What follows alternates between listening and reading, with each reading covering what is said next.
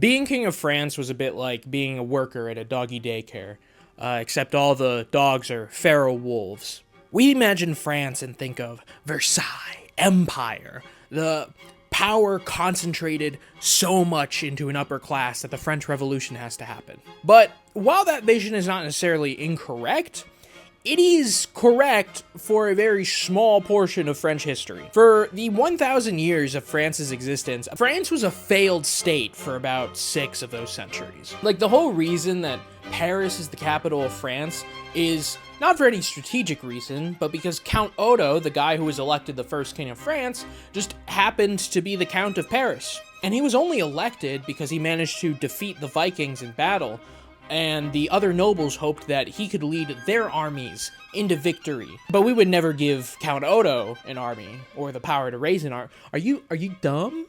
Are you insane? So yeah, Odo wasn't exactly elected for his governing prowess. The Capetian royal house had to spend hundreds of years slowly, inch by painstaking inch, grabbing for land, territory, power, anything they could get their hands on to make France into something of a functioning monarchy. But the Capetians finally did it. They crushed the nobility. And Louis XIV, the Sun King, hammered the final nail in the coffin when he built Versailles and told everyone, hey, you want to make a name for yourself in my court? You gotta come to me.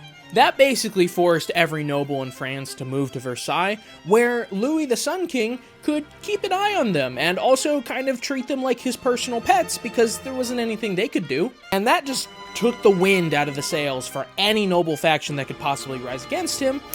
So where does that leave France? The only option for them is now the stinky, dirty, smelly peasants.